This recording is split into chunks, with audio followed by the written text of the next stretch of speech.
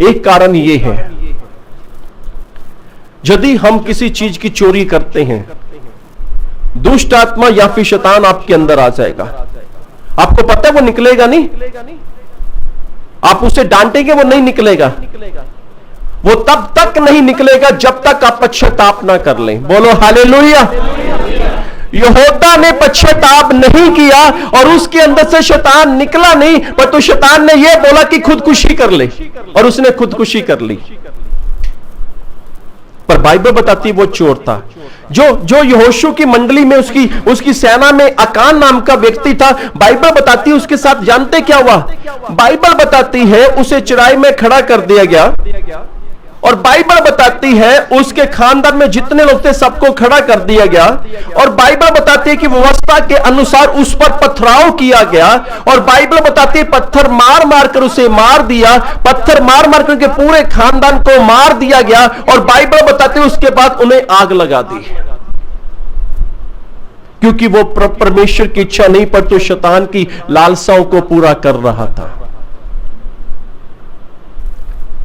हम परमेश्वर के लोग हैं। आपके सामने ऐसी कई बार शैतान ऐसी स्थिति को लेके आएगा कि जिसमें आपको लगेगा कि हम इस चीज को चुरा ले, जिसको लगेगा कि कोई नहीं देख रहा। हां, कोई नहीं देख रहा परंतु परमेश्वर देख रहा है।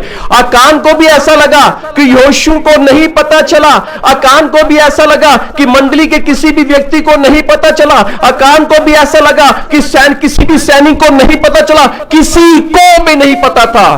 परमेश्वर को पता था। परमेश्वर ने यहोशू को बताया कि तेरी मंडली में एक व्यक्ति है जिसका नाम अकान है, उसने कपड़ों की चोरी की है, उसने चांदी की चोरी की है, उसने सोने की ईंट की चोरी की है, और अपने घर के बाहर खड्डा खोद के उसे दबा दिया है।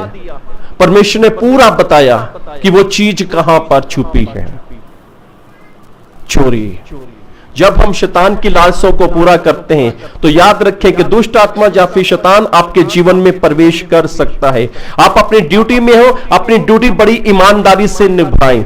आप खुद का बिजनेस है, उसे बड़ी ईमानदारी से सच्चाई से उस बिजनेस को करें। आप परमेश्वर के साथ भी समय और परमेश्वर के साथ भी हर एक बात ईमानदारी से करें, ताकि परमेश्वर आपको ब्लेस करे। ऐसा ना हो कि आप परमेश्वर के तो कहलाते हो पर तो इच्छा किसी और की पूरी कर रहे हो, क्योंकि बाइबल में यीशु मसीह ने कहा कि तो आप तुम्हारा पिता शैतान है और तुम उसकी लालसा को, उसकी इच्छा को पूरा करते हैं।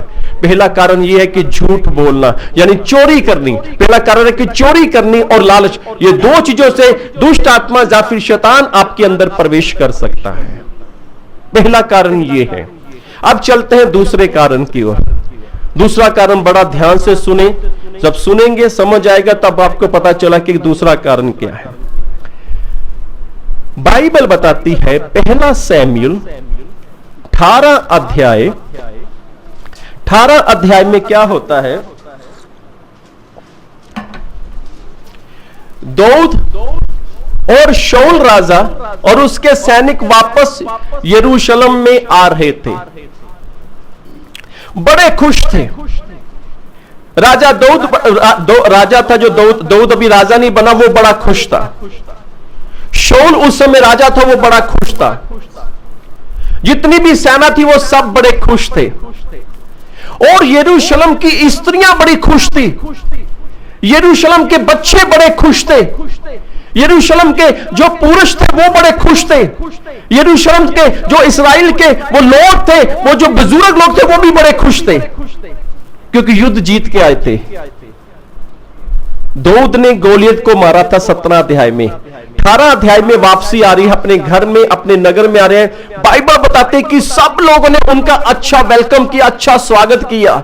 वहां की स्त्रियों ने, वहां के पुरुषों ने, वहां के बुजुर्गों ने, वहां के जवानों ने, वहां के बच्चों ने बड़े खुश थे, बड़े खुश थे। और वहां पे एक नारा लगना शुरू हो गया। एक नारा लगा, शाऊल ने मारा हजारों को, दाऊद ने मारा लाखों को। जी पढ़ दीजिए पहला शमूएल 18 अध्याय उसकी 8 आयत को देख लीजिए, फिर मैं आगे चलता हूं। तब शाऊल अति क्रोधित हुआ और ये बात बुरी लगी, और वह कहने लगा, उन्होंने दाऊद के लिए तो लाखों को और मेरे लिए हजारों। जी बस ये बात उसे चुभ गई, क्रोधित हो गया शाऊल राजा। ये कह रहे ये बात कैसी बात है, राजा तो मैं हूं। और लोग कह रहे हैं, लोग बोल रहे हैं कि शाऊल ने मारा हजारों को, दाऊद ने मारा लाखों को। ये क्रोधित हो गया, जलस। ये जो जलस का ये नेचरन, ये इसकी वजह से शैतान आपके अंदर आ सकता है। ये शैतान का है। यीशु मसीह ने कहा कि तुम अपने पिता शैतान से उसकी लालसाओं को पूरा करते हो। जलस रखना उस शैतान की लालसाओं को पूरा करना है। जलस रखने से होता क्या, मैं ये भी बताता हूं। इससे पहले जलस के ऊपर ही चलते हैं। देखिए भाई, बड़े ध्यान से सुनना। उत्पत्ति की पुस्तक 37 अध्याय में वहां पर यूसुफ है, यूसुफ के भाई भी हैं, यूसुफ के माता पिता भी हैं। और यूसुफ एक सपना देखता है, 11 तारे, चांद और सूरज मेरे आगे झुके हुए हैं। आप सबने पढ़ा है ना? हालेलुया। देखिए, सुनिए। बाइबल बताती है जब यूसुफ ने इस सपने का वर्णन किया, उत्पत्ति 37 की 5 में लिखा है, उसके भाई उससे जलस करने लगे। उत्पत्ति 37 की 11 में लिखा है कि उसके भाई उससे जलस करने लगे। ये दो आयतों में एक शब्द आता है, जलस करना। अब बात को ध्यान से सुनना। हालेलुया। देखें, इधर देखें, यहां पे हुआ क्या है, बात को बड़े ध्यान से सुनना। यूसुफ के 11 भाई यूसुफ से बड़े थे। यूसुफ छोटा था, भाई बड़े थे, पिता बड़ा था, यूसुफ की माता बड़ी थी, यूसुफ छोटा था, पर भाइयों ने जलस रखी। बाइबल बताते कि भाई लोग यूसुफ से जलस करने लगे। क्या ये हम पर अधिकार जताएगा? क्या ये हम इसके अधीन हो जाएंगे? ये नहीं हो सकता। भाइयों ने बोला ये नहीं हो सकता, कभी भी नहीं, क्योंकि हम बड़े हैं। बाइबल बताती है कि वो जलस करने लग पड़े। मैं बताऊं, जलस आपके अधिकार को खत्म कर देती है। जब यूसुफ प्रधानमंत्री बन गया, उसके भाई उसके आगे झुके, उनका अधिकार जाता रहा। वो बड़े थे, वो जाता रहा, अधिकार जाता रहा। भाइयों के आगे यूसुफ के आगे झुकना पड़ा भाइयों को। और सुने, जलस क्या करती है? अगर कोई जलस करता है, आप चाहे छोटे हैं चाहे कैसे भी हैं, अगर आप किसी से जलस करते तो आप छोटे रहेंगे, आपके अंदर आपका अधिकार जाता रहेगा, आपकी आशीषें जाती रहेंगी। सुने, इन भाइयों ने जब जलस की, और बाइबल बताती है इनके देश में अकाल पड़ गया, और बाइबल बताती है इनके घर में अनाज खत्म हो गया। जलस आपके घर की आशीष को रोक देती है। जलस, जो कहते हैं कि घर में बरकत नहीं है, ये कहीं इस वजह से बरकत तो नहीं है, कहीं जलस करते हो आप। बाइबल बताती है जब यूसुफ प्रधानमंत्री था और यूसुफ ने अपने भाइयों को, अपने माता पिता को अपने पास रखा, अपने महल में, अपने घर में रखा, क्योंकि भाई लोग जलस करते थे और जलस की वजह से उनका बड़े भाई होने का अधिकार जाता रहा। और यूसुफ अपने भाइयों को खाना खिलाता रहा, और यूसुफ अपने महल में उन्हें रखता रहा, और यूसुफ अपने भाइयों का पालन पोषण करता रहा, क्योंकि परमेश्वर ने यूसुफ को फलवंत किया, यूसुफ को फलवंत किया। परमेश्वर उनको भी कर सकता था। बाइबल बताती है कि परमेश्वर किसी का पक्षपात नहीं करता, पर एक जलस। और यहां पे जो शाऊल राजा है, शाऊल राजा क्रोधित हो गया, उसे गुस्सा आ गया। ये कैसी अनाउंसमेंट हो रही है, ये कैसा नारा शुरू हो गया कि दाऊद ने लाखों को और शाऊल ने हजारों को। क्रोधित हो गया, जलस आ गई उसके अंदर।